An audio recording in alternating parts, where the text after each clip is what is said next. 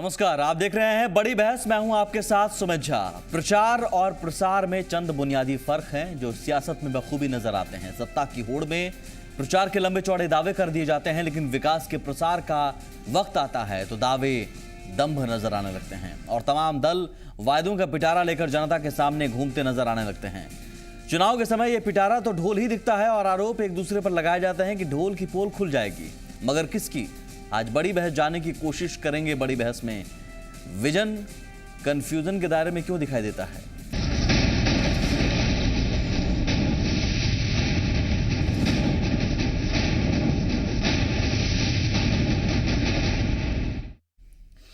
तो सीएम नीतीश कुमार ने आज अपने वायदों का पिटारा खोला और उसे विजन के रूप में पेश किया। उन्होंने अगले 5 सालों में बिहार को विकास की नई ऊंचाइयों तक ले जाने का वादा किया। वो नई ऊंचाइयां क्या होंगी पता नहीं। जेडीयू से अलग घोषणा पत्र जारी करते हुए सीएम ने हर बच्चे को शिक्षा और हर हाथ को रोजगार देने के बड़े बड़े वादे किए। उन्होंने कहा कि अगर उन्हें दोबारा मौका मिला तो वे विकास के नए कीर्तिमान स्थापित करेंगे। अब वो कौन से कीर्तिमान होंगे इसका भी उन्होंने कुछ बयानों के जरिए बताया। वो बयान भी हम आपको सुनवाते हैं। सरकार अपने संसाधन से वैसे सभी घर, चाहे वे गरीबी रेखा के नीचे हों या ऊपर, जिन्हें पहले से बिजली का कनेक्शन नहीं है, उनको बिजली का कनेक्शन देगी।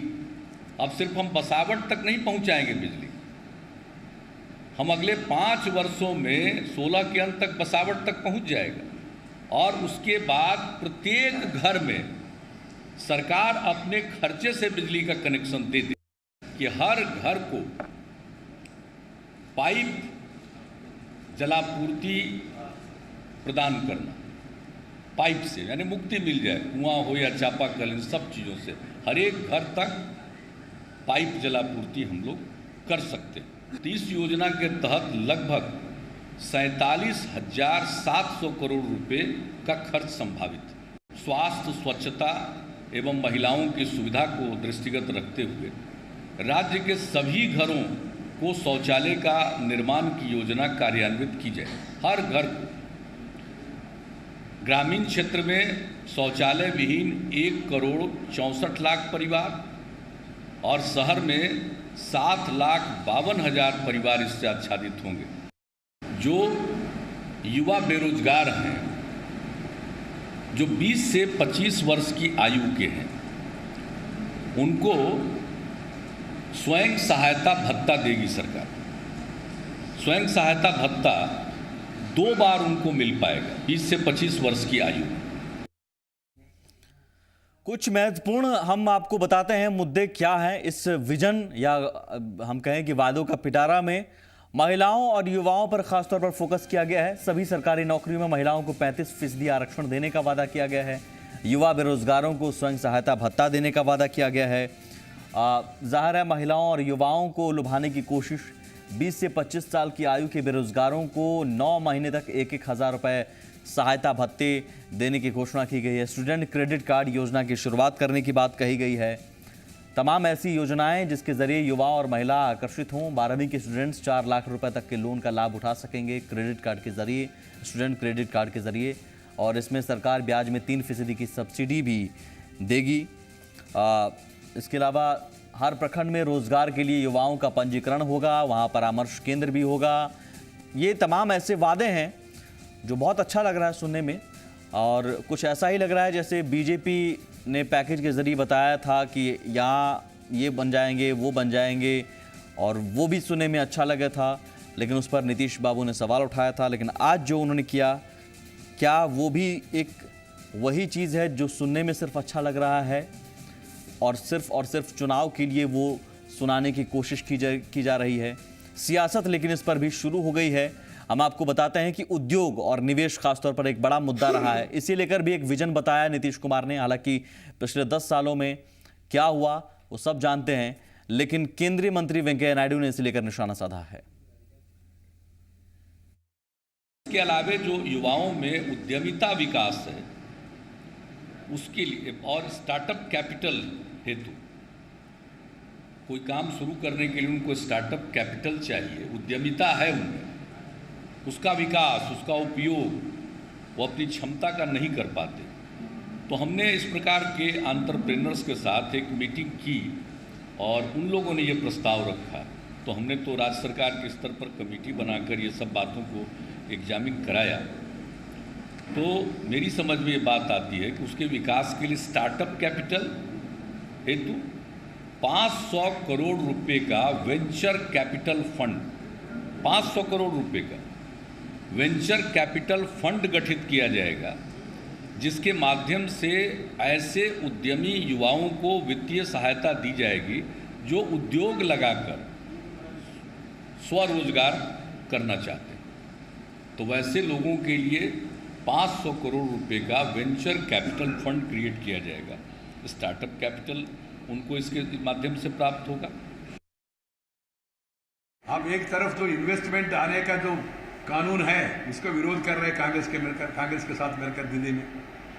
इन्वेस्ट करने वाले सोचेंगे ना माहौल कैसा है, एटमॉस्फेयर कैसा है और ईज ऑफ डूइंग बिजनेस है क्या नहीं क्या, वो देखेंगे। वादा करना आसान है जी, जो आपने जो पहले वादा किया वो कितना निभाया, पहले वो अकाउंट देके बाद में नया विजन प्रस्तुत करे तो अच्छा होगा। विजन में कोई आपत्ति नहीं है, ठीक है, कम से कम एक विजन लोगों के सामने रखें। केवल विजन राजनीति अधिकार प्राप्त करना, उसके लिए कांग्रेस के साथ मिलना, इसके लिए आरजेडी के साथ मिलना, ये विजन, इसका अर्थ क्या है, इसका मतलब क्या है? विजन दोनों सामने रख रहे हैं, लेकिन दोनों एक दूसरे के विजन पर सवाल उठा रहे हैं और बहुत कंफ्यूजन इन सब के बीच। इसी को सुलझाने की कोशिश आज अब बड़ी बहस में करेंगे। हमारे साथ पैनल में जो मेहमान मौजूद हैं, हमारे साथ अशोक सिन्हा साहब हैं, आरजेडी के प्रवक्ता, नवल शर्मा साहब जेडीयू के नेता, और प्रोफेसर एनके चौधरी साहब हैं विश्लेषक के तौर पर। प्रोफेसर साहब, सबसे पहले मैं आपके पास ही आऊँगा, क्योंकि सियासी पार्टियों का जो वक्तव्य है वो क्या होगा हम जानते हैं, लेकिन हालांकि हम तथ्यों पर बात करने की कोशिश करेंगे। प्रोफेसर साहब, विजन आज जो पेश किया गया नीतीश कुमार की तरफ से, ये 2,70,000 करोड़ रुपए खर्च किए जाएंगे बिहार के विकास के लिए। 1.25 लाख रुपए का पैकेज उधर, वो 1.25 लाख पैकेज कैसे खर्च होगा, कब मिलेगा पैसा, उस पर सवाल नीतीश कुमार उठाते हैं। लेकिन इस 2,70,000 करोड़ रुपए का हिसाब क्या आपको समझ में आ रहा है? कैसे खर्च होगा, क्या होगा, कब मिलेगा, या फिर दोनों बीजेपी का भी और नीतीश बाबू का भी आपको सिर्फ लग रहा है कि ये चुनावी फायदा उठाने की एक कवायद भर है? सर्वप्रथम मैं आपको कहूं कि जो उपकार केंद्रीय स्तर पर माननीय प्रधानमंत्री कर रहे हैं और जो उपकार राज्य स्तर पर माननीय मुख्यमंत्री कर रहे हैं, उस उपकार के भार से हम दबे जा रहे हैं बिहार के लोग। हम उनको आभार उनके प्रति प्रकट करते हैं कि कम से कम हमारे बारे में इतना सोचते तो हैं। विजन होना अच्छी बात, एक सकारात्मक सोच तो है, विजन की तो जरूरत है ही, खास करके उस व्यक्ति और उस सरकार की जो सत्ता में है या सत्ता में आने की संभावना जिसकी बने। इसलिए मैं उनको बधाई देता हूँ। लेकिन इस वक्त इतनी बड़ी राशि, आप कल्पना करिए 1,25,000 करोड़ के ही, जो कि उनके अनुसार, केंद्र के अनुसार पहले की योजना और नीतीश जी के अनुसार पुरानी योजना सब मिला जुला करके था, उस का तो था ही। अभी ऊपर से 2,70,000 का एक बहुत बड़ी राशि है, और इस बड़ी राशि के बारे में चर्चा करना, मुझे ऐसा लगता है कि ये चुनाव के वक्त लोगों को रिझाने का प्रयास है, जिसका हक है इनको भी उनको भी। लेकिन मैं समझता हूँ कि ये लार्जली ये प्रॉमिसेस हैं, और मेरी राय में ये प्रॉमिसेस पूरे होने वाले नहीं हैं। काश ये पूरे होते, लेकिन मैं इन प्रॉमिसेस को थोड़ी देर के लिए बेनिफिट ऑफ डाउट दे भी दूं तो 2 सवाल उठाना चाहूँगा। बिहार आप जानते हैं कि फ्यूडल स्टेट माना जाता रहा, यहाँ परमानेंट सेटलमेंट था, जमींदारी थी, और आज भी कुछ लोग हैं, और जिसमें माननीय नीतीश कुमार जी और लालू जी भी शामिल हैं, जो मानते हैं कि बिहार में सामंतवाद पूरी तरह समाप्त नहीं हुआ। सामंतवाद की जड़ें लैंड सिस्टम में होती है, माननीय नीतीश कुमार जी ने लैंड रिफॉर्म्स कमीशन बनाया था, जिसके लिए हम सब ने उनकी सराहना की। पिछले 10 साल में उन्होंने उसकी सिफारिशों को लागू नहीं किया, बटाईदारों को उनका हक नहीं मिला, और लैंड रिलेशंस को बिना परिवर्तित किए हुए फ्यूडलिज्म के बचे कुचे अवशेष को कैसे तोड़ पाएंगे, किस तरह के समाजवाद की स्थापना कर पाएंगे। और एक दूसरी बात, नहीं इससे भी ज्यादा एक और इंपॉर्टेंट है, स्कूल एजुकेशन बहुत ही महत्वपूर्ण है, खास करके पिछड़ों, अति पिछड़ों, दलितों, माइनॉरिटी, जहां एजुकेशन की कमी है, क्योंकि लैंड और फैक्ट्री तो हम दे नहीं उनको पाते, तो एजुकेशन के माध्यम से, और कौशल विकास की बात करें जिसकी मैं सराहना करता हूं, तो एजुकेशन, इस एजुकेशन की बुनियाद स्कूल में पड़ती है। स्कूली शिक्षा ध्वस्त है। अभी एक पब्लिक मीटिंग में माननीय लालू प्रसाद यादव जी भी के साथ में शेयर कर रहा था डायस, उन्होंने भी पब्लिकली चिंता जाहिर की कि स्कूल में क्वालिटी एजुकेशन नहीं है। अब मैं आपको बताऊं, आपको मैं ये लाइन कंप्लीट कर लीजिए, उसके बाद मैं समय नहीं लूंगा और दोनों अपना पैनलिस्ट बोलेंगे, लेकिन let me finish this argument. जी, इस पर माननीय नीतीश कुमार जी ने एक सकारात्मक पहल की थी, जिसकी बड़ी चर्चा थी, और उसके लिए उनकी सराहना हमने भी की और लोगों ने भी की। कॉमन स्कूल सिस्टम आयोग मुचकुंद दुबे जी की अध्यक्षता में, और उस तत्कालीन principal secretary education Madan Mohan Jha ji तो अब नहीं है, उसकी संस्था को रद्दी की टोकरी में फेंक दिया। आज इलाहाबाद हाई कोर्ट ने एक जजमेंट दिया है, हम इस विजन में देखना चाहते थे, जिसमें इलाहाबाद हाई कोर्ट में जजमेंट में कहा है कि राजनेताओं, अधिकारियों सरकारी और जजेस के बच्चों को सरकारी स्कूल में भेजें।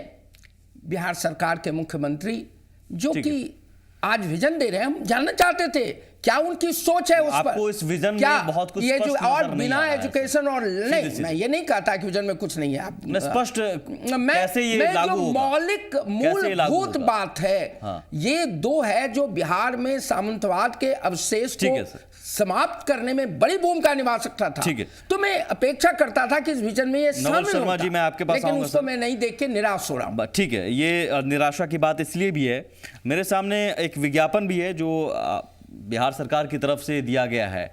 विशेष पैकेज का सच आप बता रहे हैं, विशेष पैकेज का सच, तथाकथित स्पेशल पैकेज, इसमें बारी बारी से सभी क्षेत्र में की गई घोषणाओं का सच आपने बताया, ये ऐसे ऐसे ऐसे। मुझे 2,70,000 करोड़ रुपए का कुछ बता सकते हैं सर कि कैसे आएगा ये पैसा, कैसे आप इसको जुटाएंगे और किस तरह से खर्च करेंगे? जी, उतना ही धैर्यपूर्वक मुझे भी सुनिएगा, बोलने दिया जाएगा। पहली बात तो यह जी, पहली बात तो यह कि विशेष पैकेज, नरेंद्र मोदी जी द्वारा घोषित विशेष पैकेज एक चुनावी ढोंग है, चुनावी फरेब है, और इसकी पोल हम खोल चुके हैं। मैं चाहूंगा अपनी टीम से कि एक मेहमान आ चुके हैं तो उन्हें शामिल कर लिया जा सकता है बीच में ही कम्युनिकेशन करके। जी, दूसरा पहलू यह कि आपने बोला कि आप कहां से लाएंगे और कैसे लागू करेंगे। जी, तो सबसे पहले समझने की आवश्यकता यह है कि यह पैकेज नहीं है, हमने किसी पैकेज की घोषणा नहीं की है। हमारे मुख्यमंत्री जी ने साफ कहा कि यह हमारा रिजॉल्व है, यह हमारा कमिटमेंट है। अगर बिहार की जनता मेरे कार्यों से खुश होकर हमें आशीर्वाद देती है और दोबारा काम करने का मौका देती है, तो अगले 5 वर्षों में हम इन क्षेत्रों में कार्य करेंगे और इन उपलब्धियों को प्राप्त करने का प्रयास करेंगे, जिन पर 2,70,000 करोड़ रुपए खर्च होंगे। तो ये कैसे आएगा? वही बता रहे हैं, सुनिए, आपकी सारी शंकाओं का समाधान कर रहे हैं। मेरी शंका अधीर मत होइए, मैं बैठा हूं, सब कुछ समाधान कर देंगे, सब कुछ समाधान कर देंगे। दूसरी बात, पैसे कहां से आएंगे? जब हमारी सरकार बिहार में आई थी और हमारी अर्थ यात्रा की जब शुरुआत हुई थी, उस समय बिहार का बजट हुआ करता था 4,000 करोड़ रुपए का। आज बिहार का बजट 57,425 करोड़ रुपए का है, और बिहार का कुल योजना आकार बढ़कर 1,20,000 करोड़ रुपए का हो चुका है। तो जाहिर है कि इस अवधि में हमने अपने कर आधार का विस्तार किया है, टैक्स बेस का विस्तार किया है, हमने अपने संसाधनों का दोहन करने में सफलता पाई है। दूसरा और सबसे अहम पहलू यह है कि हमने एक बिहार में एक एक्ट बना था, fiscal responsibility and budget management act, जो यह कहता है कि आपके राज्य में राजकोषीय घाटा 3% से कम होना चाहिए और हमारा फिस्कल डेफिसिट अभी भी 2.93% पर है। तो जाहिर है कि हम फिजूल खर्ची पर भी नियंत्रण लगा पाने में सफल रहे हैं। दूसरी बात कि योजनागत और गैर योजनागत व्यय यह दर्शाता है कि हम कर प्राप्तियों को निरंतर बढ़ा पाने में सफल रहे हैं।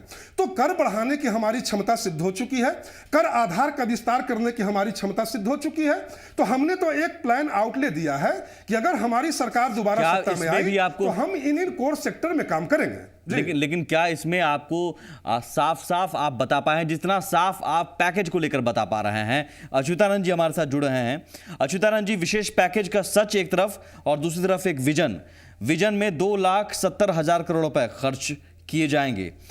मैं चाहूंगा कि आज आपको ये समझ में आया ये विजन, हालांकि सवाल आपको लेकर भी है कि क्या इस पैकेज को लेकर भी वही प्रचार प्रसार आज क्या वही नीतीश कुमार भी कर रहे हैं? सिर्फ प्रचार प्रसार ही दोनों तरफ से हो रहा है और जनता को सिर्फ बताया जा रहा है कि 1,25,000, 2,70,000, लेकिन शायद है नहीं हिस्से में कुछ।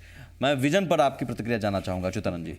देखिए झा जी, सुमित झा जी, मैं आपको कहना चाहूँगा जी कि जो माननीय मुख्यमंत्री श्री नीतीश कुमार जी ने डॉक्यूमेंट्री विजन आज दिया है, वो भारत के माननीय प्रधानमंत्री श्री नरेंद्र मोदी जब संसदीय दल के नेता हुए, भारतीय जनता पार्टी के नेता हुए, तो उन्होंने भी विजन दिया। अब ये तो उस समय वो प्रधानमंत्री नहीं थे, उन्होंने देश की जनता को विजन दिया कि हम देश को संभालेंगे तो हमारा इस दिशा में काम होगा और हम देश को इस दिशा में खड़ा करेंगे। लेकिन आज जो 5 साल और भारतीय जनता पार्टी के गठबंधन के दो साल कुछ महीना के बाद इन्होंने जो 5 साल में क्या किया या 2 साल में क्या किया, जब भारतीय जनता पार्टी से गठबंधन था उस समय बिहार के कृषि विकास दर 11.53% था। आज कृषि के क्षेत्र में विकास दर 3% से भी कम गया है। और आपने कृषि रोड मैप बनाया था भारत के महामहिम राष्ट्रपति APJ अब्दुल कलाम को बिहार विधानसभा में, और उन्होंने 10 फॉर्मूला दिया था कैसे बिहार का विकास होगा। एग्रो बेस्ड इंडस्ट्रीज खड़ा करेंगे तब बिहार का विकास होगा। लेकिन ये जब बिहार के मुख्यमंत्री माननीय डिप्टी CM और वित्त मंत्री माननीय सुशील कुमार मोदी थे, करेंगे हम, तो बिहार के 16% विकास था। आज 60% के विकास दर से नीचे पदान को आपने उठाया। और जब 2005 में ये शराब से 421 करोड़ आ रहा था, अभी 4,000 करोड़ आ रहा है। और ये पूरे बिहार के जो नौजवान को दे रहे हैं कि हम credit card, student credit card देंगे। हम 4 लाख रुपया स्टूडेंट को क्रेडिट कार्ड के माध्यम से बैंक से निकालने का और उसे शिक्षा में जाने का इन्होंने वादा किया। तो क्या हर स्टूडेंट को हर चौराहे पर दारू का दुकान खुलवा के स्टूडेंट को क्रेडिट कार्ड देके किस सवालों पर मैं आऊंगा, ब्रेक भी लूंगा मैं। उससे पहले अशोक जी, मैं चाहूंगा इस विजन पर, क्योंकि हम तय में जाएंगे ब्रेक के उस पार, कुछ और बहुत अहम सवाल हैं जिसका जवाब मिलना अभी बाकी है। लेकिन अशोक जी, इस विजन में आपको सबसे बड़ी बात क्या लगी, क्या समझ में आया सर कि लगा कि आपको अचानक विकास हो जाएगा? जो कल तक आप भी नीतीश कुमार जी के मॉडल पर सवाल खड़ा करते थे, आज आपको ऐसा क्या अच्छा लगने लगा इस विजन में, और क्या ऐसा लगा कि अब विकास की रफ्तार इतनी बढ़ गई है? पहले तो मैं ये बता दूं कि आप दोनों को इक्वेट मत कीजिए। एक तो कि वो पैकेज के रूप में प्राइम मिनिस्टर ने परोसा है और ये विजन है। विजन एक होता है पर्सनल, ये इनका पर्सनल मैनिफेस्टो है 5 साल का। लेकिन बताएंगे तो सही कि इतनी राशि कैसे आएगी, कहां से आएगी? ये तो बहुत साधारण, जो 1,20,000 करोड़ का अभी हमारा पूरा का पूरा योजना का आकार है। अब निश्चित रूप से हम अगले योजना में उसे बढ़ाएंगे, बढ़ोतरी करेंगे। और आपको मैं एक बात बता देता हूं, किसी ने क्वेश्चन नहीं किया कि जब आदरणीय प्रधानमंत्री जो आज के हैं जब उन्होंने टेक ओवर किया तो 12,000 करोड़ से कुछ ज्यादा डेट था। आज जब वो छोड़े तो 2,02,000 करोड़ डेट था उन पे, गुजरात पे। तो योजना के आकार के अनुसार हम धन की उगाही करेंगे और एक बहुत इंपॉर्टेंट बात मैं जो आज क्लियर कर देना चाहता हूं आपके चैनल के माध्यम से, जो वित्त मंत्री थे 10 साल 7 साल आदरणीय सुशील कुमार मोदी जी, कहा जाता है कि 3 काम इन्हें दिए गए थे, 3 काम इन्होंने लिया था। इनफैक्ट एक काम जो था, जीएसटी के ये चेयरमैन बने थे, जिसमें अपने गुजरात काउंटर पार्ट नरेंद्र मोदी जी को समझा नहीं पाए, जिसके चलते 5 साल जीएसटी लेट हुआ। उसके अलावा इनकी बिहार में 2 उपलब्धि है एज वित्त मंत्री। ये टैक्स की उगाही करने में इन्होंने 2 काम किया था जो नीतीश कुमार के गले की फांस बन गई। पहला काम इन्होंने किया था कि लैंड रजिस्ट्रेशन, बिल्डिंग रजिस्ट्रेशन का अथाह इन्होंने दाम बढ़ाया, और दूसरा काम इनका था, इन्होंने शराब से पैसे के लिए, उगाही के लिए, अगर वित्त मंत्री ने किया तो मुख्यमंत्री जी ने हामी क्यों भर दी? ये भी तो सवाल है सर। मुख्यमंत्री जी क्या वित्त मंत्री जी की बात मानते हैं क्या? ऐसी कोई सरकार तो हमने देखी नहीं है कि वित्त मंत्री जो कहे मुख्यमंत्री चुपचाप हामी भर दें। ऐसा अगर है तो मुख्यमंत्री जी की बिना सहमति के तो हो नहीं सकता। नहीं, सहमति और तो होती ही। सवाल ये भी, मैं एक छोटा सा ब्रेक लेता हूं, ब्रेक के उस पार सवाल ये भी कि अगर उगाही की बात करते हैं तो क्या वही उगाही का जरिया रहेगा? शराब को लेकर जितनी उगाही बिहार में हुई, वही अगर उगाही आगे करेंगे तो चीफ मिनिस्टर ने कह दिया तो वो चुनाव के वक्त में कहा, चुनाव के वक्त में कहा, अब तक क्यों नहीं कहा? छोटा सा ब्रेक लेंगे हम।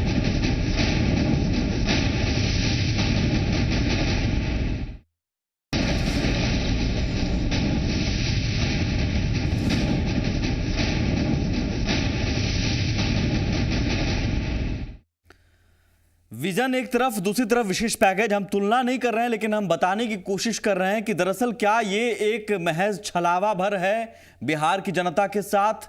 2,70,000 करोड़ रुपए, 1,25,000 करोड़ रुपए। अब हम ये तय कर लें कि 1,25,000 करोड़ रुपए आ गए, वो भी नहीं आया है। 2,70,000 करोड़ रुपए कैसे आएंगे वो भी पता नहीं। जवाब हम वही खोजने की कोशिश कर रहे हैं। मैं नवल शर्मा जी, राज्य सरकार की नौकरी में महिलाओं को 35% आरक्षण, युवा क्रेडिट कार्ड, ऋण पर राज्य सरकार 3% सब्सिडी देगी, 1,000 रुपये का स्वयं सहायता भत्ता, 500 करोड़ रुपए का उद्यमिता विकास फंड, विश्वविद्यालय कॉलेजों में निःशुल्क वाईफाई। मतलब ये तमाम ऐसी चीज़ें, अचानक ऐसा लग रहा है कि ये बिहार को आप कहाँ से कहाँ ले जाएंगे। लेकिन इन 10 सालों में क्या आपने निवेश के लिए काम किया? मुझे बस ब्यौरा उसका दे दीजिए सर। हम आगे विजन पर हमने चर्चा की ब्रेक से पहले, हम पिछले 10 सालों पर चर्चा कर रहे थे सर। सबसे पहले तो आप इस विजन और नरेंद्र मोदी जी के तथाकथित पैकेज को समानार्थी न बताएं। तुलना नहीं कर रहे हैं, दोनों का स्वरूप नहीं कर रहे हैं, पहले मैंने बल्कि यह जो विजन है, आंकड़ों की कलाबाजी है। यह जो विजन है वह राज्य के कर्मठ मुख्यमंत्री के बिहार को विकसित करने का संकल्प मात्र है। एक ऐसा मुख्यमंत्री जो आज तक कभी भी अपने किए गए वादे से पीछे नहीं हटा। नीतीश कुमार जी कभी वादा खिलाफी के लिए हास्य का पात्र नहीं बने। मैं उसमें कभी ऐसा नहीं कि अच्छे दिन का नारा दिखा दी और पीछे भाग। जो मैंने सवाल किया वो जवाब नहीं है। नीतीश जी जो कहते हैं वो करने के लिए जाने जाते हैं। सवाल मैंने किया उसका जवाब नहीं है। लैंड रिफॉर्म्स का क्या हुआ सर? वादा खिलाफी नहीं किए तो आपके सवाल के जवाब पर जी बताइए। देखिए, सबसे पहले तो आप बार बार ये सवाल उठा रहे हैं। अभी आप चर्चा कर रहे थे कि शराब पर कर आपने बढ़ा दिया। देखिए, राज्य सरकारों की आय का एकमात्र स्रोत एक्साइज ड्यूटी नहीं होता है, सेल्स टैक्स होता है, स्टाम्प ड्यूटी होता है, माइनिंग होता है, ब्याज इंटरेस्ट से जो प्राप्ति होती है वो होता है। राज्य सरकारों की आय के मल्टीपल स्रोत होते हैं। हम अपने कराधार का विस्तार करेंगे तो बता सकते हैं अपने वित्तीय प्रबंधन को हमने साबित कर दिया है। बता सकते हैं हमने अपने वित्तीय प्रबंधन को साबित कर दिया है। दूसरी बात यह कि आप जो शराब की बात कर रहे थे उस पर प्रसंगवश, हालांकि प्रसंग नहीं है लेकिन मैं बता दूं कि एक जनरल नॉलेज का सवाल मैं बता दूं कि भारत में सबसे ज्यादा अवैध शराब की खपत होती है गुजरात में, और भारत का सबसे बड़ा शराब का जो माफिया है सूखा पटेल, वह नरेंद्र मोदी जी की सभा में मंच पर बैठा हुआ पाया गया है। तो मैं सीधे आपसे पूछ रहा हूं सर, 2,70,000 करोड़ रुपए आप कैसे जुटाएंगे? और मैंने निवेश को लेकर पूछा। आपके हर एक सवाल का हम जवाब मैं उस पर आइए सर, बाकी मेहमान भी हैं। देखिए, जिस निवेश की आप बात कर रहे हैं, बिहार कई तरह के कॉम्पिटिटिव डिसएडवांटेज का शिकार रहा है शुरू से ही, खासकर झारखंड के बंटवारे के बाद। तो बिहार के द्वारा बिहार में जो संसाधनों की सीमितता है उस दायरे के तहत हमने बीजेपी के साथ रहते ही स्टेट इन्वेस्टमेंट प्रमोशन बोर्ड का गठन किया था, सिंगल विंडो स्कीम लाई थी। आज की तारीख में बिहार में लगभग 8,000 करोड़ का निवेश आ चुका है, निवेश जमीन पर उतर चुका है। दूसरी बात यह कि हम जमीन की किल्लत को दूर करने के लिए इंडस्ट्रियल पार्क की योजना को बढ़ावा दे रहे हैं। अब हम स्पेशल इकोनॉमिक इकोनॉमिक जोन के नाम पर गरीब किसानों की जमीन को तो छीन नहीं सकते हैं गुजरात की तरह। हमारी तो वो पॉलिसी है नहीं। भाई आप अपने जमीन की व्यवस्था अपने सर, आप कहते हैं वादा खिलाफी आप नहीं करते हैं। क्या वादा खिलाफी? लैंड रिफॉर्म्स नीति को लेकर आपने क्या वादा किया था और आपने क्या पूरा किया? चलिए सुन लिया जाए, सवाल पूछ के सुन लीजिए जी। चलिए, जिस समय लैंड रिफॉर्म पर हमने जो भी वर्क किया, बीजेपी भी हमारे साथ थे, बीजेपी भी हमारे साथ थे, तो आपको इस सवाल का आधा हिस्सा बीजेपी से ही पूछना अच्छा, होगा। आप जो आधा हिस्सा नाकामी है उसमें बीजेपी शामिल करेंगे, हम पूछ लेंगे सर। चलिए आधा हिस्सा तो उसका जवाब दीजिए। लैंड रिफॉर्म बंदोपाध्याय कमेटी की सारी सिफारिशों को अगर आप ध्यान से देखेंगे तो बिहार सरकार ने अपने एडमिनिस्ट्रेटिव एग्जीक्यूशन के क्रम में स्वतः ही कई सारे उसके रिकमेंडेशन को अमल में लाया है। जैसे उसका एक रिकमेंडेशन यह भी है कि भूदान की जमीन का रैशनल डिस्ट्रीब्यूशन किया जाए। और आपको जानकर आश्चर्य होगा कि भूदान की जमीन के न्यायसंगत वितरण के मामले में बिहार की स्थिति कम से कम मध्य प्रदेश और गुजरात से बेहतर है। अमल की बात कह रहे हैं वो उसका बहुत बढ़िया सच बता सकते हैं प्रोफेसर साहब। देखिए, हम अपेक्षा करेंगे जेडीयू से कि गलत दावे मत करें। लैंड रिफॉर्म्स की जो मूल बातें थी उसकी अनुशंसाओं को आपने लागू नहीं किया। मैंने पब्लिक फोरम में माननीय नीतीश कुमार जी से बार बार इसको पूछा है और उसका उत्तर नेगेटिव हुआ है। कॉमन स्कूल सिस्टम पर भी नहीं, उसका मेन चीज सर, अगर आपकी अनुमति हो, आपकी विनम्र अनुमति से मैं बस एक लाइन बोलूंगा सर। आप वरिष्ठ हैं, शिक्षाविद हैं। मैं ये बता रहा हूं कि भूदान की जमीन के वितरण के मामले में बिहार की स्थिति, यह भी लैंड रिफॉर्म कमीशन का एक बंदोपाध्याय कमेटी का ये और उस मामले में हमने बीजेपी शासित राज्यों से बेहतर प्रगति की है। अगर आप कहें तो मैं आपके चैनल में सारा डाटा देने के लिए तैयार हूं। मैं बिहार को बीजेपी और जेडीयू और आरजेडी के बीच में बिहार बटा हुआ सिर्फ नहीं है, जनता भी है, तीसरे लोग भी हैं, तीसरा पक्ष भी है। इसलिए बीजेपी ने गलत किया या नहीं किया इसलिए जेडीयू करे, ये उनका तर्क हो सकता है। मैं तो एक नागरिक के नाते पूछ रहा हूँ और जानना चाहता हूँ कि जब आप विजन ला रहे हैं तो आपसे अपेक्षा हम करेंगे कि आप ही के द्वारा वह आयोग बना था, उसकी अनुशंसाओं जो मूल अनुशंसाएं थी बटाईदारी के बारे में, लैंड सीलिंग के बारे में, उनको लागू करेंगे कि नहीं।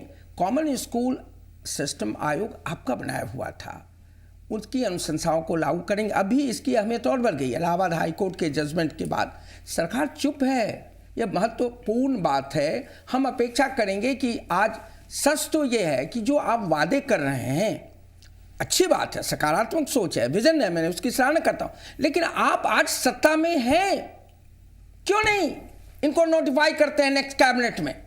आप प्रोस्पेक्टिव इफेक्ट से ही करें, लेकिन कैबिनेट में आप निर्णय क्यों नहीं लेते हैं? क्या आप इसमें से किसी निर्णय को लागू नहीं कर सकते? और दूसरी बात मैं कहना चाहता, एजुकेशन के बारे में वाईफाई की बात हो रही है। देखिए, वाईफाई हो बहुत अच्छी बात है, लेकिन कैंपसेज शिक्षक विहीन है। मैंने लालू जी की चर्चा की पब्लिक फोरम से, उन्होंने स्कूली शिक्षा पर चिंता व्यक्त की है एक वीक से पहले। मैं नहीं जाना चाहता उन डिटेल्स में। आप कि स्कूल शिक्षा ध्वस्त, आपकी संख्या बढ़ाई है आपने इनरोलमेंट की, मैं उसको स्वीकारता हूं। कॉलेज में शिक्षकों की संख्या 50% से भी कम है, क्वालिटी सीरियसली क्वेश्चन है। और मैं एक कागज दिखा रहा हूं, क्या विजन है आपका? स्वाभिमान रैली 29 और 30 को हो रही है और यह पत्र डिस्ट्रिक्ट एडमिनिस्ट्रेशन के द्वारा ये निर्गत हुआ है साइंस कॉलेज और पटा कॉलेज के प्रिंसिपल को कि आप अपने ग्राउंड को स्वाभिमान रैली में आने वाली गाड़ियों की पार्किंग के लिए उपलब्ध करा दीजिए। अगर एक पॉलिटिकल पार्टी यह करती है, कल दूसरी पार्टी करेगी, तीसरी पार्टी क्या शिक्षण संस्थाओं का यही विजन है वर्तमान सरकार का? ये पटना कॉलेज और साइंस कॉलेज जैसे इंस्टीट्यूशंस को पॉलिटिकल पार्टी की रैलियों के लिए को फैसिलिटेट करने के लिए चिट्ठी ले लीजिए, आप पढ़िए, दिखाइए, बिल्कुल बहुत दिखाइए, फोकस कीजिए। गंभीर मामला है। वाई मैं चाहूंगा कि मैं पटना कॉलेज का प्रिंसिपल रहा हूं, क्या इसीलिए पटना कॉलेज की विरासत, वहां शिक्षक नहीं है, चिंता नहीं है आपको जी? वहां के हॉस्टल में लॉ एंड ऑर्डर और सारी चीजें बिगड़े, साइंस कॉलेज में शिक्षक नहीं है, लैब नहीं है, पढ़ाई नहीं है। प्रोफेसर साहब, मैं चाहूंगा वो कागज आप दिखाइए। आप दिखा सकते हैं, कैमरा में दिखाइए कैमरा। लेकिन ये बहुत गंभीर मसला है। स्वाभिमान रैली, आप रैली के लिए शिक्षण संस्थाओं को, साइंस कॉलेज, पटना कॉलेज को ले रहे हैं। ये समाहरणालय पटना की तरफ से साफ, इसमें कमिश्नर के लेवल में मीटिंग हुई है। ये शर्मा जी, एक बानगी भर है। मुझे ये मैं किसी एक पार्टी की बात ठीक है, ये आपका ये हो रही है बिल्कुल कि पार्टियों की रैलियां होती रही, क्या ये नवल शर्मा जी, यही वजन है? सीधे सीधे सवाल ये है कि आप एक तरफ विजन बता रहे हैं कि शिक्षण संस्थान को ये करेंगे, वो करेंगे, और मुझे दुख इसलिए होता है कि जितने बड़े नेता हैं सभी पार्टियों, मैं जवाब ले लेता हूं सर जी, ये मैं कह लूं उसके बाद जवाब। देखिए सारी पार्टियां, एक पार्टी नहीं, केवल नीतीश जी नहीं, सारे पटना यूनिवर्सिटी के प्रोडक्ट हैं। सुशील मोदी जी, रविशंकर जी, रामविलास जी, लालू जी, सारे लोग इसका जवाब देता हूं। और हमारी मैं नवल शर्मा जी से जवाब लूंगा और वादे की बात कर रहे हैं। और एक वादा कि माननीय मुख्यमंत्री ने तत्कालीन राष्ट्रपति एपीजे कलाम के सामने कहा था, ये श्री कृष्ण मेमोरियल हॉल में अगर सेंट्रल यूनिवर्सिटी नहीं बना होगा उसके समतुल्य मैं विकास करूंगा। और शिक्षक नहीं आज दिनों दिन स्थिति ये एक बानगी है, लेकिन सवाल ये है कि आप विजन पेश करते हैं, लेकिन पुराने जो हालात हैं उसे आप सुधारने का आपको मौका मिला था, वो आप सुधार नहीं पाए। जी जी बिल्कुल, विरासत थी हमारी इंस्टीट्यूशन और उसको बचाना चाहिए। आप नए इंस्टीट्यूशन जरूर ठीक है सर, जल्दी से मैं इसी सवाल पर रहूंगा। नवल शर्मा जी, आप अगर सवाल से भटकेंगे तो मैं दूसरे मेहमान के पास आऊंगा। ठीक है सर, प्रोफेसर मेरा समय है, मैं आता हूं सर, मैं आता हूं। इसको आप देखना चाहेंगे? दिखा दिया मैंने, सबसे पहली बात तो ये जी कि मैंने इस पत्र को नहीं पढ़ा है, लेकिन आप पढ़ सकते हैं नहीं, ठीक है। अब इस पत्र में जिला प्रशासन की ओर से कॉलेज प्रशासन से निवेदन किया गया है या आदेशात्मक लहजे में यह चिट्ठी पारित किया गया है, यह बेहतर प्रोफेसर साहब ही बताएंगे, प्रिंसिपल साहब ही बताएंगे। मैं समझता हूं, मैंने इस चिट्ठी को नहीं पढ़ा हूं, लेकिन मजबून यह हो सकता है कि जिला प्रशासन ने निवेदन किया होगा, रिक्वेस्ट किया होगा। मैं क्लियर कर देता हूं, सुन लीजिए, नहीं बोलने दिया जाए हमें, नहीं हमको बोलने दिया जाए, नहीं बोलने दिया जाए, नहीं सर बोलने, देखिए अब ऐसे कैसे होगा? सवाल हम पर खड़ा कीजिएगा, जवाब दूसरे से लीजिएगा। दोनों गिरा लिए, आप दोनों गिरा लिए, आप जिला प्रशासन किसी भी इंस्टीट्यूशन से निवेदन कर सकती है। जिला प्रशासन का मूल दायित्व है जिले में शांति और सुव्यवस्था बनाए रखना, ट्रैफिक व्यवस्था को सुचारू रूप से चलाना। अगर इस कड़ी में कॉलेज प्रशासन से अगर यह निवेदन किया गया है तो मैं इसे आपत्तिजनक नहीं मानता हूं। दूसरी बात है कि आप हमारे विजन पर चर्चा कर रहे हैं या हमारे 10 साल की उपलब्धियों का लेखा जोखा यहां पेश कर रहे हैं। मैं दोनों ही विषयों पर चर्चा करने के लिए तैयार हूं, विजन और उपलब्धियां दोनों एक दूसरे को रिफ्लेक्ट करती हैं सर। आपकी उपलब्धियां बताती हैं कि आप विजन में कामयाब होंगे या नहीं। लेकिन बौद्धिक निष्पक्षता की मांग यह होती है कि अगर सरकार में कमियां अगर आपको दिखाई देती हैं तो सरकार की उपलब्धियों को भी स्वीकार करने का नैतिक बल होना चाहिए। ब्रेक पर जाने का वक्त होता है, अच्युतानंद जी आपके पास चाहिए उपलब्धियों को स्वीकार करने का। जी अच्युतानंद जी, मैं जरा सा इस पर सर मैं आता हूं सर, एक सेकंड अच्युतानंद जी, आप मेरे ख्याल से आप भी बता दीजिए बेहतर सर कि क्या ये विजन और पैकेज का जो सब कुछ आंकड़ा है ये सिर्फ आंकड़ों का छलावा भर है या बिहार के हिस्से में कुछ आएगा भी? आप चुनाव के वक्त में ये विजन वो विजन पेश कर दिया था तमाम पार्टियों की तरफ से। भारत के प्रधानमंत्री दिल्ली में जब भारतीय जनता पार्टी का सरकार बना, एनडीए का सरकार बना, बनते ही बिहार के लिए आपको 999 करोड़ रुपया बरौनी फर्टिलाइजर को दिया, गांधी सेतु और सिमरिया घाट पुल के पैरेलल पुल दिया, हाजीपुर सुगौली रेल पथ के लिए पैसा अभी जो आप भी तो 1,25,000 करोड़ रुपए का जो पैकेज की बात कर रहे हैं, उसके लिए अभी भी तो आप चुनाव के वक्त में सिर्फ घोषणा उसके लिए इंफ्रास्ट्रक्चर तैयार कर रहे हैं, प्रावधान नहीं है सर। और ये विजन की बात कर रहे हैं कि हमारा डॉक्यूमेंट्री विजन है, हम ये करेंगे। तो पिछले 2 साल में राज्य सरकार के और कुशल वित्तीय प्रबंधन, खराब वित्तीय प्रबंधन कारण जो 93 वित्त आयोग के द्वारा अनुशंसित 2,000 करोड़ रुपया बिहार सरकार लेने में असफल रहा। और बिहार सरकार उसकी भी बात करूंगा, खर्च क्यों नहीं कर पाया वो बिहार सरकार 2014-15 में 12,273 करोड़ रुपए केंद्रीय अनुदान की राशि लेने में विफल रही है। ठीक है, मैं उस पर भी आता हूं। मैं एक ब्रेक पर जाऊं सर, ब्रेक पर जाता हूं। प्रमाण पत्र नहीं देने के कारण मैं ब्रेक पर जाता हूं। ब्रेक के उस पार मैं वो बयान भी सुनवाऊंगा। वेंकैया नायडू साहब ने तथ्यों के आधार पर कहा कि आप खर्च नहीं कर पाते 383 करोड़ रुपया, उसके बाद रैपिड फायर सामाजिक सुरक्षा कार्यक्रम में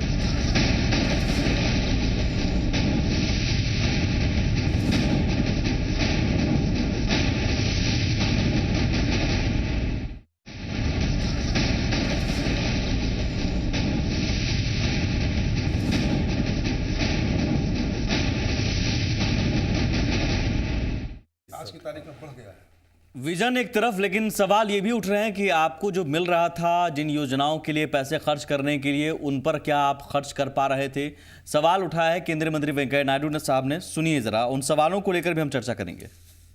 जो मैंने अध्ययन किया जेएनआरएम और अभी जो मेरा स्वच्छ भारत और इसके साथ ही साथ जो ये मकान का निर्माण, इन विषयों में केंद्र सरकार के जो योजना मंजूर हुआ बिहार में, वो योजनाओं को पूरा करने में और पैसा सही समय पे खर्चा करने में बिहार बहुत पीछे है।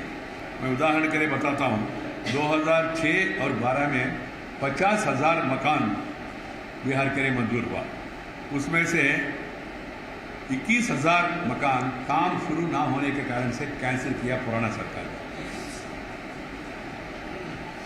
और 29,000 रिवाइज करके अप्रूव किया, उसमें केवल 10,000 पूरा हुआ। अभी 19,000 मकान कंस्ट्रक्शन अभी बाकी है। एक विषय मैं बताना चाहता हूं, मैं देख रहा हूं यहाँ का सरकार केंद्र सरकार का आलोचना करते हुए विज्ञापन दे रहे, ये आपत्तिजनक है। दूसरी तरफ जो पैसा दिया केवल कुछ मात्रा में बताया, मैं पूरा बताया, वो पैसा आप खर्च नहीं कर पा रहे, इसका क्या समाधान है? सरकार इसके बारे में सोचना चाहिए। अशोक जी, आपसे मैं सवाल करूंगा सर, सहयोगी हैं आप। आंकड़ा है, देखिए वेंकैया नायडू साहब हो सकते हैं सियासी नजरिए से इस बात को कह रहे हों, सियासत करते हैं, लेकिन एक आंकड़ा अगर ये है तो क्या इसका जवाब आप देना चाहेंगे कि 2006-2012 में 50,000? हाँ। वेंकैया नायडू जी ने एक खास एस्पेक्ट को लिया है। उन्होंने ये नहीं दिखाने की कोशिश की कि किस किस मद में हमने कब पैसा भेजा और कितने खर्च हुए, बस एक सैंपल उदाहरण दिया उन्होंने। हम उसी पर चर्चा कर लेते हैं। दूसरा उदाहरण को लेकर आप बता दीजिए, जवाब है तो। हर कोई जानता है कि बिहार गवर्नमेंट ने अपने जितने भी प्रोविजंस थे उसके मेजॉरिटी को कंपेयर टू अदर स्टेट्स ये कंप्लीट कर लिया है। और इससे भी पहले मैं जरा सा क्लियरिफिकेशन दे दूं उसका, ये जो आपने एक मैसेज दे दिया कि डिस्ट्रिक्ट एडमिनिस्ट्रेशन ने रैली के लिए हो गया सर, नहीं हुआ, ने कह दिया। एक मैं बता दूं, ये स्वाभिमान रैली एक लीगल रैली है, इलीगल रैली नहीं। और लीगल रैली क्या? सुन लीजिए, 29-30 दोनों छुट्टियों का दिन है, और उस छुट्टियों के दिन डिस्ट्रिक्ट एडमिनिस्ट्रेशन ने अपनी सुविधा के लिए अनुरोध किया है कि अपने इस तरह से उसमें जाइएगा तो उसका डिटेल हम नहीं पढ़ा सर। निर्णय ले लिया गया था कि यहाँ पार्किंग होगी। चिट्ठी का हेडिंग देखिए, ठीक है, निर्णय ले लिएगा। खैर, मैं उस पर आंकड़ा पर आता हूं सर। 2006, 2012, 2006 और 2012 में 50,000 इन मकान बनने थे, 21,000 कैंसिल हो गए। अब ये उदाहरण उन्होंने दिया है, मैंने तो नहीं दिया। कैंसिल नहीं हुए, नहीं, ये इनका गलत डाटा है। अच्छा, इनका तो आप सही डाटा वेंकैया नायडू जी का गलत डाटा, आप सही डाटा दीजिए। 29,000 करोड़ में करीब 18-19,000 जो हैं वो हाउस बन गए हैं। हाँ, बन गए हैं उतने मकान। ये इनका ये पुराना अभी वो दे रहे हैं, मई जून का ही पुराना दे रहे हैं। अच्छा, मई जून का डाटा दे रहे हैं सर 2006, फिर भी तो आप चलिए 19-20,000। अरे 2006 से 12 के बीच तो वेंकैया नायडू भी सरकार में शामिल थे, बीजेपी साथ थी, तो फिर तो अपनी सरकार पर वो सवाल उठा रहे हैं।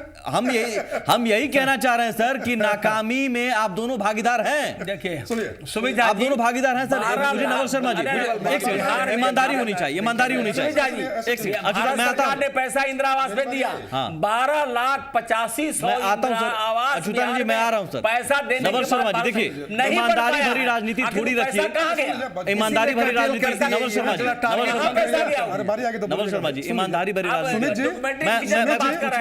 मैं कुछ पूछूं सर, मैं कुछ पूछूं आपसे। अगर आप ईमानदारी भरी राजनीति रखना चाह रहे हैं, दावा करते हैं, तो नाकामी अगर इनकी है तो आपकी भी है और दोनों जिम्मेदार हैं, मान लीजिए। पहली बात, बस देखिए, सबसे पहले मैं दिखा दूं, आप बोलने की बात नहीं है, सवालों से मैं दिखा दूं कि जिला प्रशासन ने, ये सवालों से भागने की, मैं सवाल क्या कर रहा हूं, सवाल क्या कर रहा हूं, वाजिब है चौधरी साहब की चिंता, सवाल क्या है, सवाल क्या कर रहा हूं मैं, नवल शर्मा साहब, सवाल में क्या कर रहा हूं, सवालों से भागने की कोशिश है, ये सवालों से भागने की कोशिश है, नवल शर्मा जी, ये सवालों से भागने की कोशिश है। मैं ये मानूंगा कि सवालों से भागने की कोशिश है, माफ कीजिएगा, आप सवालों से भाग रहे हैं, आप सवालों से भाग रहे हैं, आप सवालों से भाग रहे हैं, माफ कीजिएगा, आप सवालों से भाग रहे हैं सीधा सीधा। मैं सवाल जिला प्रशासन ने रैली, ये सवालों से भागने की कोशिश है। मुझे जवाब आप देने हल्ला क्यों कर रहे हैं बीच में? नहीं, नहीं, सवालों से भागने की हमारा नाम कोशिश। है। नहीं, नहीं, सुन हमारा लीजिए। साथ- जिला प्रशासन ने रैली के सर, ये सवालों से व्यवस्थित भागने की संचालन कोशिश के है। आप लिए सवालों से भागने की कोशिश विश्वविद्यालय कर रहे हैं। प्रशासन से मैं अनुमति सीधे मांगी। कह रहा हूं, दर्शक भी समझ रहे हैं। प्रशासन से आप अनुरोध सवालों किया से है। भागने की अनुरोध कोशिश कर किया रहे हैं। है। आप सवालों से भागने की तथ्यों कोशिश को- कर रहे हैं। मैसेज मत दीजिए। तथ्यों को ये 2 दिन मैसेज नहीं पहले जाना रैली ठीक चाहिए। है, के 2 दिन पहले लेकिन मैं जो मैसेज सवाल मत कर रहा हूं दीजिए। वो आप समझ नहीं और पा रहे आपने हैं। आपके दूसरे सवाल का जवाब दो। एक लीगल रैली है, पर आइए। उसको क्वेश्चन 2012 से 12 के बीच आप मुझे जवाब देने दीजिए। सर, सर, एक सेकंड, माफ हमारा कीजिए। जवाब तो सुनिए। जवाब देने दीजिए। ये कौन बात हुआ? नहीं, अभी सर, मेरा मैं सवाल वाइंड अप का करूंगा। जवाब वाइंड अप नहीं, करूंगा। मेरा सवाल का जवाब खत्म ही नहीं हुआ है। नहीं, आप उस सवाल पर आइए ना सर। 2006 से 12 के बीच आप में उसको- यदि मकान नहीं बने, हाँ। इंदिरा आवास अगर नहीं Second बना, page पर तो आप जानते हैं कि बिहार आज की तारीख में केंद्र सरकार द्वारा इंदिरा आवास में कटौती की समस्या से पीड़ित है। और अगर उस समय नहीं बना, हाँ। अगर 2006 से 12 के बीच में नहीं बना, तो बीजेपी यूटिलाइजेशन सर्टिफिकेट नहीं और आप जिम्मेदार नहीं, आप जिम्मेदार नहीं। अच्युतानंद जी भी जिम्मेदार है, अच्युतानंद भी जिम्मेदार है। आप साथ में थे। वेंकैया नायडू और और कंट्रोल के शिकार हो रहे हैं। सर, क्या बात कर रहे हैं शर्मा जी? शिकार हो गए। ये जवाब नहीं है सर। ये जवाब नहीं। दर्शक भी समझते हैं। गलत दर्शक भी जवाब दीजिए ना। सुमित जी, सरकार में एक सेकंड, साझेदार आप नमस्ते, हैं। हो गया, हो गया। सरकार में आप साझेदार हैं। अच्युतानंद इसका मतलब कि अपनी सरकार पर आप एक सेकंड, हो गया सर, हो गया। अपनी अच्युतानंद सरकार के प्रशासन हो गया सर। नवल शर्मा जी, सर दूसरों को भी सुना कीजिए। जवाब आप देते नहीं है, मुझे पता है। मुझे जवाब देने दीजिए। एक second sir. Letter number. Sir, मैं उस पर नहीं जाना चाहूंगा। माफ कीजिएगा सर, मैं उस पर डिबेट नहीं लड़ना। माफ कीजिएगा सर, मैं माफी के साथ हमसे क्या पूछ रहे हैं? ये सवालों से भागने का तरीका है। दर्शक भी देख रहे हैं। नमस्कार, नमस्कार।